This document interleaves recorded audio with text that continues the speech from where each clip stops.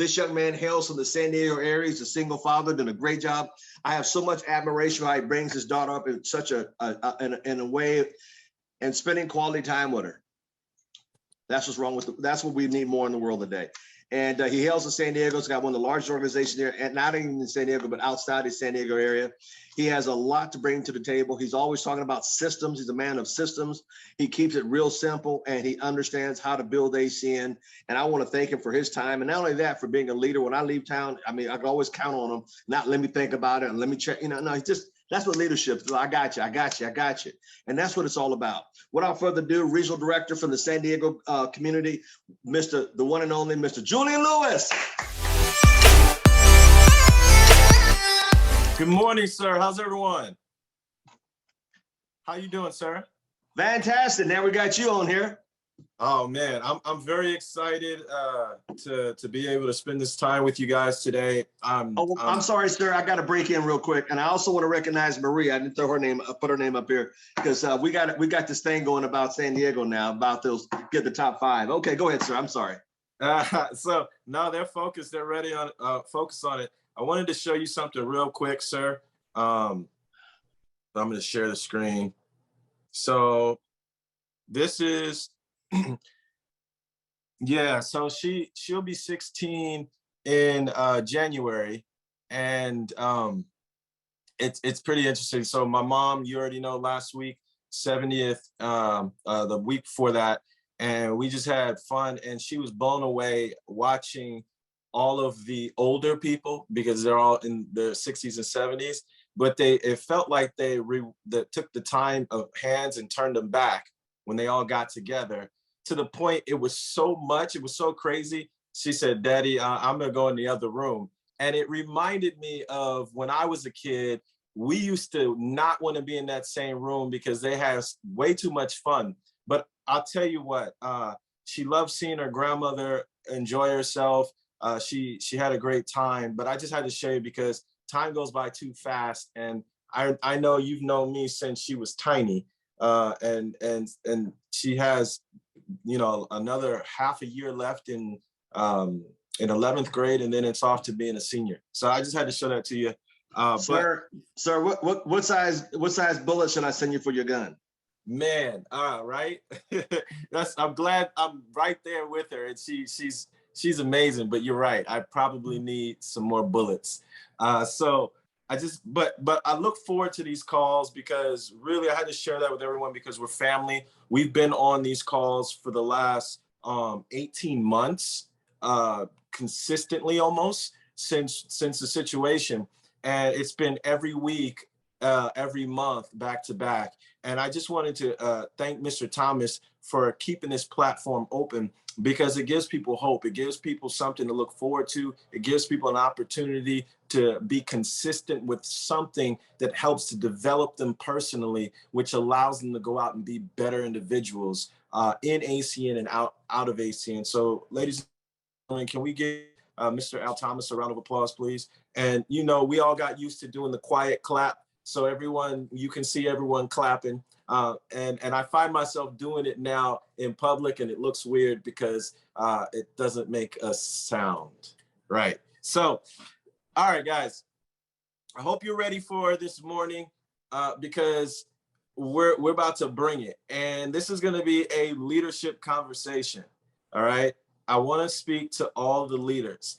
And there's a reason why I brought my daughter up, is because as you know, or as you've heard, I was able to be in her life, her whole life, okay? And it's because of ACN. Being in my daughter's life, her whole life, allowed me to do a few things because of ACN, because of the personal development that I was able to find through ACN. And the personal development that I found through ACN made me a better man. I'm not perfect. I'm flawed, just like every human being, but I strive and stretch to be better every single day. And that striving and stretching allowed me to pour into my daughter in a different way had I not done so. I learned about concepts that I never would have. I remember Nakota and I, it was just him and I, we drove out to we drove out to Del Mar Heights Road. And there, and right off of El Camino Real and Del Mar Heights, where you and I were, Mr. Thomas. And way back then, when we drove out there, none of those restaurants existed. But there were a lot of hotels off of the 56 freeway right there. And we went to a hotel because they were doing a showing of a new movie. This is how old this was, of its new movie called The Secret. Okay. And so we went and watched it at in a hotel ballroom. And it was me, him, and a bunch of other entrepreneurs who were interested in the law of attraction. Okay. And one of the things that I learned, now there's a lot of promotion of The Secret in that movie, but it is true, there is a law of attraction. And so I learned that. And those are things that one of the principles that I taught to my daughter.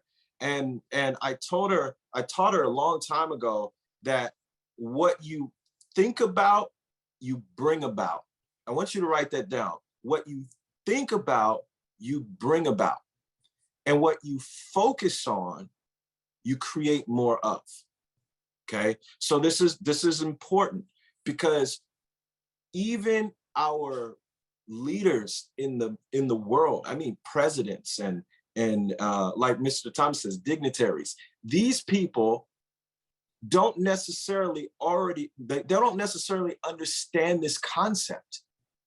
What you focus on, you attract. So for instance, let's talk about government. If I say I'm anti-war, what is the active word? War. So I'm focusing on what? War. And what happens is I bring about more war, because that is the active word. Are you guys getting it? So some people miscommunicate and they say, no, you're thinking negative. No. I want you to understand the way your brain works. So if I say I'm on a bike and it's the first time on a bike without training wheels, and I say, I don't want to fall, I don't want to fall, I don't want to fall, chances are I'm going to what?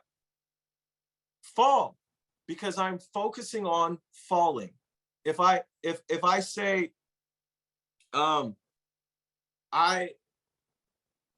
don't want to be broke, I don't want to be broke, I don't want to be broke, I can't be wealthy, because I'm not focusing on things that would create wealth. I'm focusing on being what? Broke. So I taught my daughter, baby, don't think about and talk about, and leaders, please, whatever you're doing right now, look at me right now, because this is important. I taught my daughter, don't speak out of your mouth the things that you don't want to happen. You want to speak out of your mouth life with the tongue, not death. When I speak about the things that I don't like, I get more of it. When I talk to my daughter, listen to me carefully, because I really want you to catch this. If I talk about her behaviors that I don't like all the time, I'm going to get more of the bad behavior. Not only am I going to get more of the bad behavior, she's going to resent me as a father, and she's going to start thinking she's bad because I'm only paying attention to the bad things. If I'm only paying attention to what she isn't doing, she's not going to be guided to do more good. I hope you're getting this. So now what happens? In my daughter, I'll get more frustrated because she continues to do more of the things I don't want.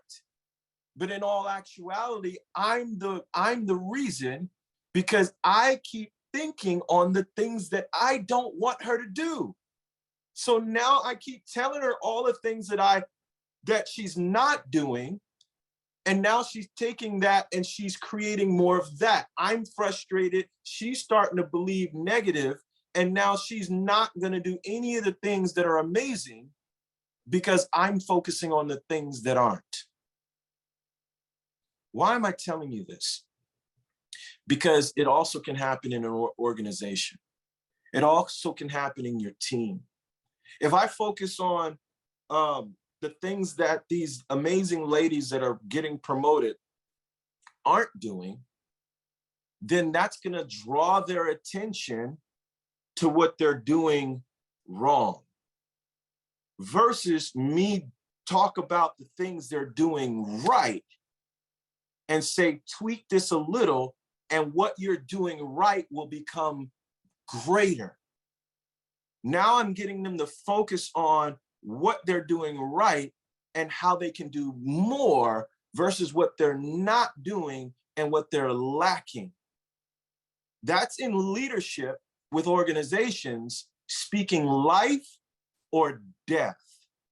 If I speak death, all you can get is stagnation, and all you can be is still as an organization. And if you, here's how you check it.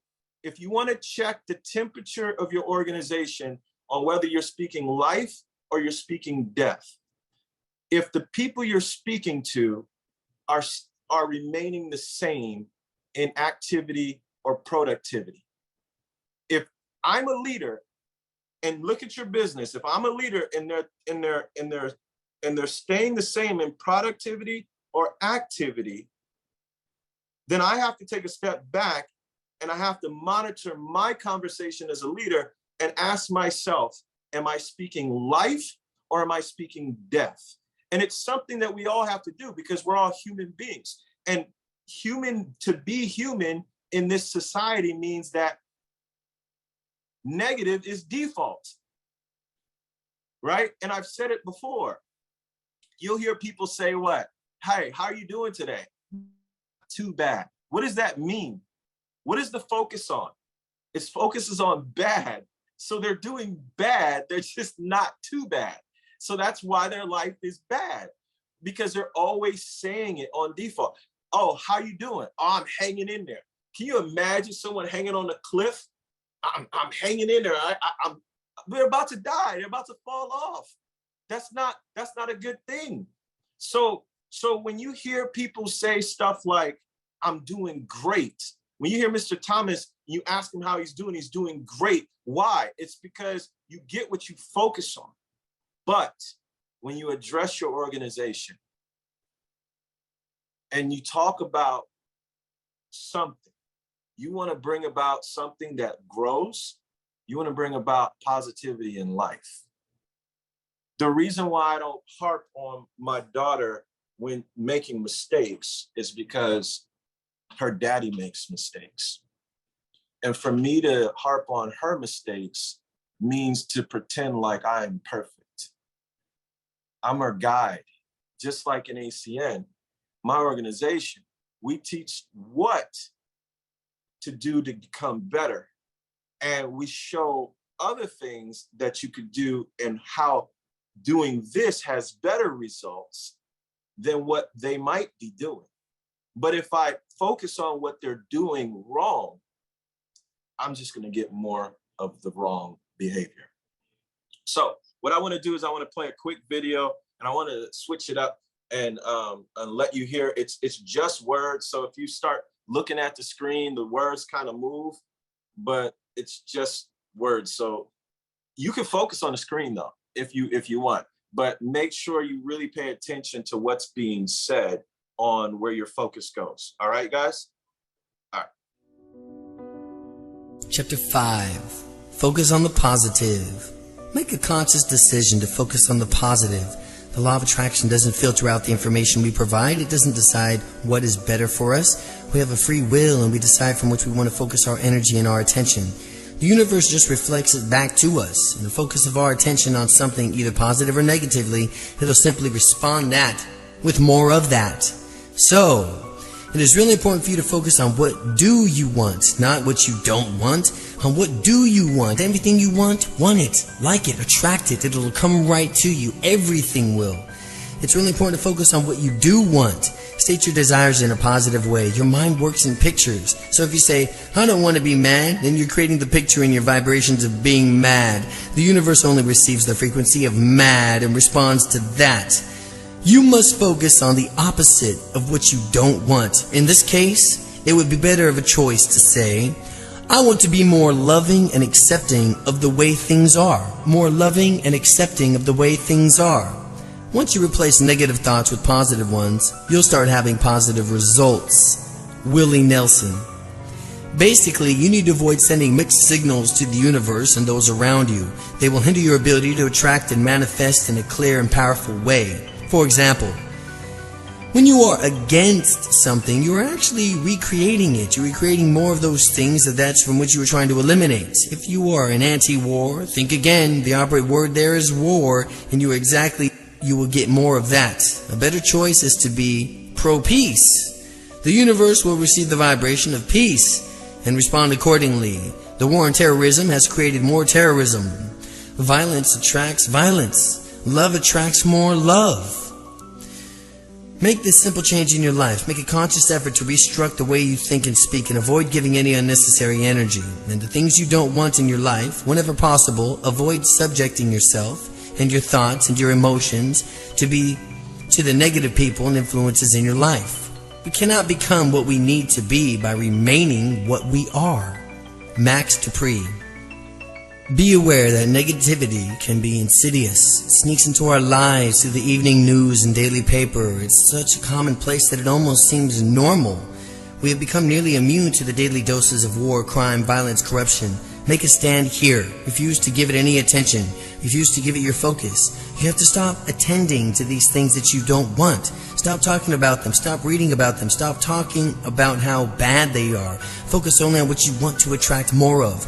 Try this. Just listen carefully to this. Stop from now on talking, thinking, reading, seeing anything that's just negative, and start talking and focus only on what you want to attract more of. Remember, where your attention goes, your energy flows. It's not surprisingly that most of us have a tendency to phrase things in a negative way without necessarily meaning to do so. It's simply a bad habit. Remember from this point on to focus only on what you do want. Do this not only with your own internal thoughts, but in your own communication with others as well. Try to avoid the uses of any limiting or negative language. Every single thought you have, every word you speak sends a message to the universe. You are continually placing your order for the future of life experiences. Try replacing your negative messages with positive ones. Here's a few examples. Instead of thinking, I don't want to be late, think, I want to be on time. Instead of thinking, I don't want to forget, think, I want to remember. Instead of thinking, I can't, think, I am beginning to. Instead of saying, don't slam the door, say, please close the door gently. Instead of saying, your room's a mess, say, please keep your room clean. Instead of saying, stop making so much noise, please say, please be a little more quiet. Think about this for a moment. If you tell someone don't knock the glass over, you'll spill the milk, what is the image that pops into your mind? Naturally, you envision the glass being knocked over in the puddle of milk. You need to avoid creating your thoughts and the pictures and the energy vibrations of the things that you don't want, and stay focused on those things and images and that are harmony with what you do want to create in your life. By doing so, you will also avoid implanting the images of what you don't want in the minds of others and in the universal mind. We have a tendency to focus on what we don't want in so many areas of our lives, even when it comes to our own health.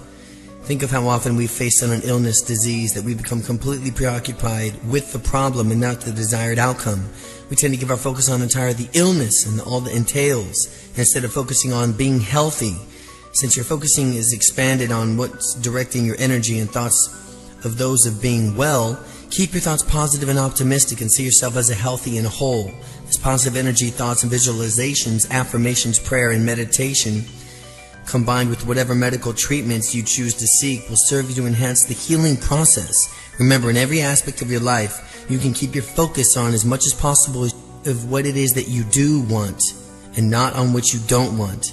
The secret of health for both mind and body is not to mourn for the past, worries about the future, or to anticipate troubles, but to live in the present moment wisely and earnestly. Buddha.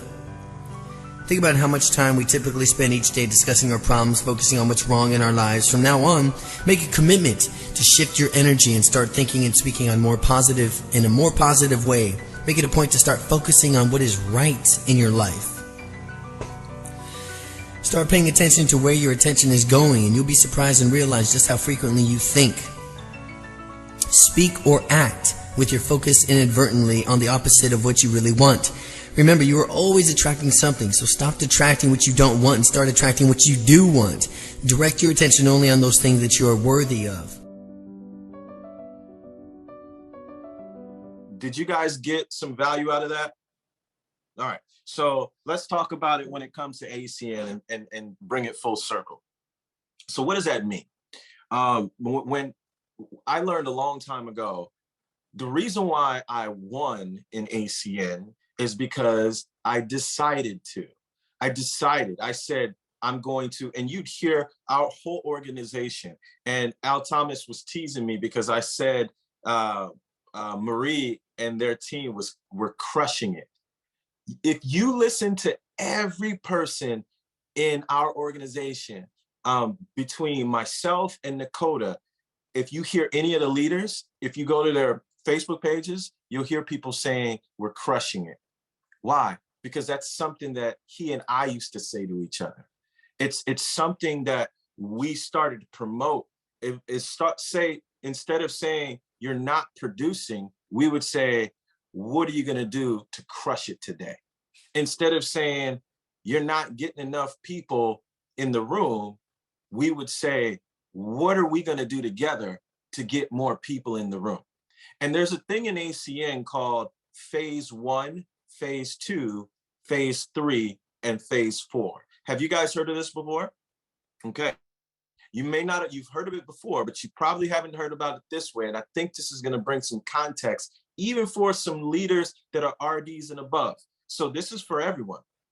So phase 1 is what? Out there actively recruiting, right? You're actively recruiting, you're actively launching people, which means I'm the one doing the launch. I'm not passing it to someone. I'm actively doing what? The presentation, and I'm actively enrolling. I'm also doing what? Actively acquiring customers. So that's phase 1 activity, right? Phase 2, phase 3, and phase 4 are when you start to manage the people doing the activity. Then you start to manage the managers. And here's what happens in phase 3. When you start managing the managers, you're focusing on what's not happening in your business. I'm going to be clear again. When you're managing the managers, you're focusing on what is not being produced in your business. And what happens? You don't produce more. It flatlines because you're focusing on the wrong things. And what ultimately happens, if you're just a baby RD and you start managing managers, flatlining at RD means that you don't have any more production. And if you don't have beyond your 5th level of residual income, no production means you flatline in your business and you have no money coming in. Does that make sense? Now at RVP and SVP, it's different because you can flatline, but an RVP and an SVP's business is larger, and they get paid through beyond 5 levels. And here's why that's so important to understand. We're all planning to go to RVP and SVP, right? Do we agree? Here's the issue. Randy, I need you to know this. Mr. Daryl Ranson, I need you to know this. Catherine, I need you to know this. Marcia Carter, I hope you're hearing this. when you're an RVP and an SVP, especially platinum and SVP, you can flatline and don't even realize it because you die slower because you have a larger residual income. I need you to hear this, but you can flatline all the same if you focus on the wrong things. And most people don't even realize it. We're all leaders. We're all leaders of our organization. So do you want to lead them to life or do you want to lead them to death? Either way, you're going to lead them because they're following the leader. And so you get to decide as a new IBO going to executive team leader and RD and above, what type of leader you want to lead. Leading in light and love and moving forward, or leading in death, which will cause a flat line in your business. Because after phase 3, phase 4 is what? You phase out. And I've seen people phase out at RD because they were managing managers, their business flatline, they couldn't figure out what was going on, and then they phased out. I've seen RVPs. I know Mr. Thomas has. I've seen RVPs phase out. I've seen SVPs phase out. They couldn't figure it out. They couldn't get it going by being negative, or they couldn't get it going by focusing, I should say, on what's not happening in their business. And they forgot what they did in the beginning. And I'm going to tell you what they did. It wasn't teaching people how to do the business. What they did is they actually did the business. And I'm going to share something with you.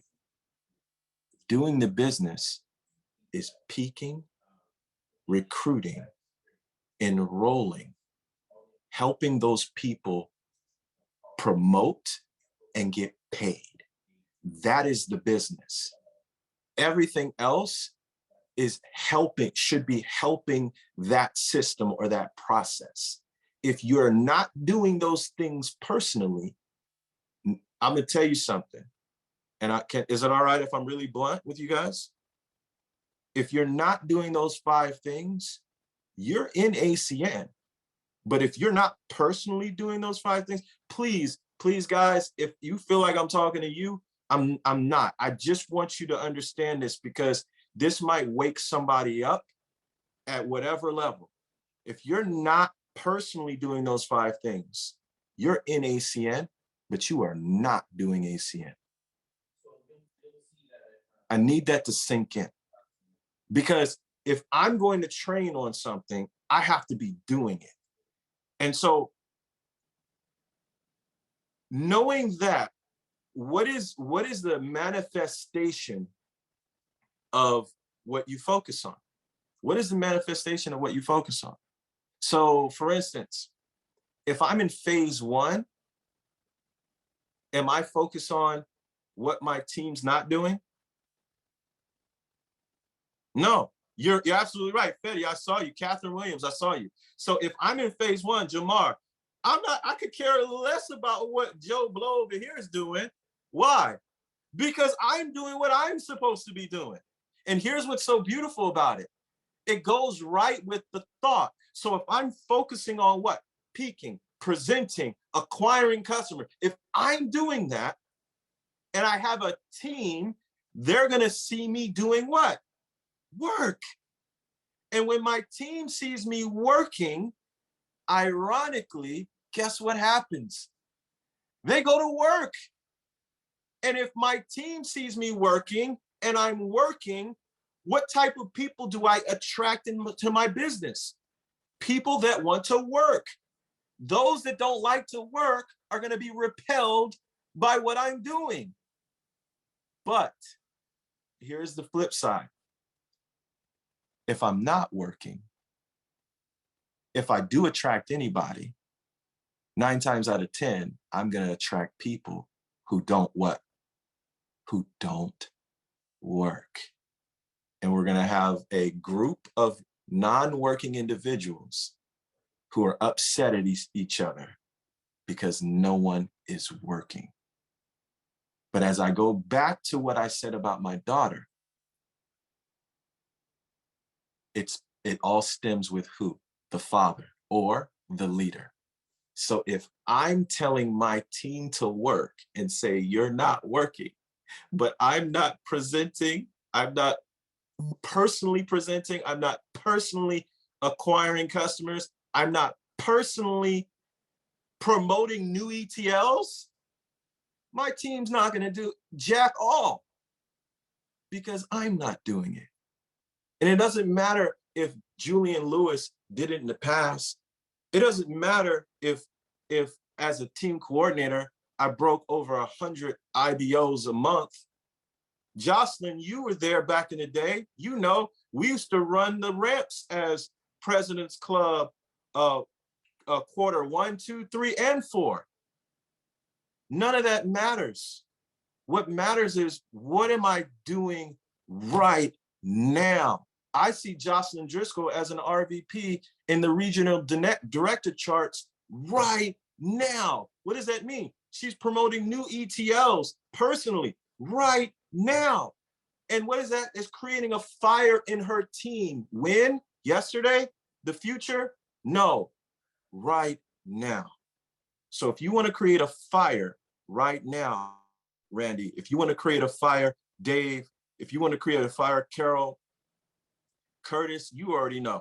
If you want to create a fire, you have to make a decision to pull off the title RD, ETL, SVP, RVP, and become a new leader right now. And pique someone, enroll them yourself,